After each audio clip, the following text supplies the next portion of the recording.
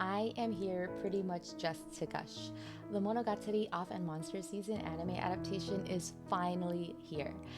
The first episode was just released Saturday night, and I watched it the very first moment I could. I'm glad all my excitement and anticipation were completely warranted. It's the best show of the season so far, in my opinion, and I just want to gush about it a little bit.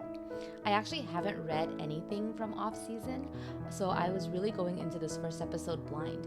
Even though it's a short story, there's so much of everything we love about the series' writing and presentation in this episode, as well as a fresh new story exploring a different facet of a familiar apparition.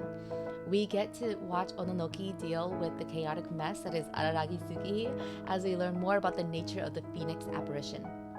I think this living corpse doll is a delightful foil to Tsukihi's character. Her professionalism and her focus is a marked contrast to the free-spirited nature of the Phoenix. There's additional comedy found in how Ononoki is clearly losing it as the story progresses, but her face remains perfectly impassive as always. Appearances from Nadeko, Mayoi, and Koyomi don't feel like they're just fan service, though of course they wouldn't be given the source material, but they fit so well into the story that's being told. The story consistently remains focused around the theme of trial and growth as a part of the human experience. First, Koyomi acting as a catalyst to the events just makes sense given the nature of his character.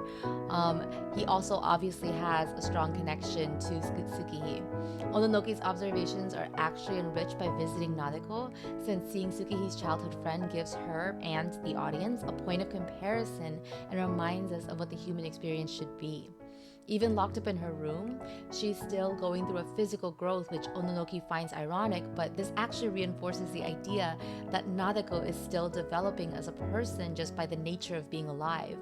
That's in stark contrast to Tsukihi, who's very active in the outside world, even keeping an eye on a class that's outside of her own school, but remains the same as ever. And Mayoi, who appears as a literal deus ex machina, also reminds us that Ononoki, through her interactions with the Araragis, is becoming more and more influenced by and tethered to the mortal world. She calls her a friend, using that as one of her excuses to interfere with her quote-unquote professional work. Also, as a god watching over the town, stepping in to protect Ononoki also feels like accepting her as another member of that town's community. Her signature line being delivered as another pun was very much appreciated in this scene. But the ending was the most impactful moment in the story to me. One of my favorite things about Monogatari as a harem deconstruction is how each girl's unique attributes are explained so thoroughly, with careful consideration paid to the unique apparitions that affect them. The idea that Tsukihi might never learn because her mental wounds are healed immediately due to the Phoenix's power wasn't something I'd even considered, though a lot of attention was paid to describing how quickly her physical wounds heal in the books. But seeing how far the Phoenix's powers extend really clearly expresses how powerful and dangerous its existence is, while at the same time pointing out the role that difficulties and trauma play in shaping us. True eradication of painful memories and events would actually hinder our growth, leaving us to a perpetual cycle of reckless mistakes. The story repeating itself at the end was hilarious. Even though I could see it coming, it was satisfying and not boring. Perhaps that's because of just how spot on the comedic timing of this episode is. As usual, even in a series that's full of dialogue, there's so much to see on the screen. I'm glad members of the staff who worked on Zoku Owari Monogatari returned as directors. I could tell that they put a lot of care into delivering the familiar and quality style of animation that this series is known for. The minimal backgrounds, fourth wall breaks, animation style changes, background text, and callbacks to things like the platinum disco dance just kept my eyes busy and entertained, even as I paid careful attention to every word on the screen.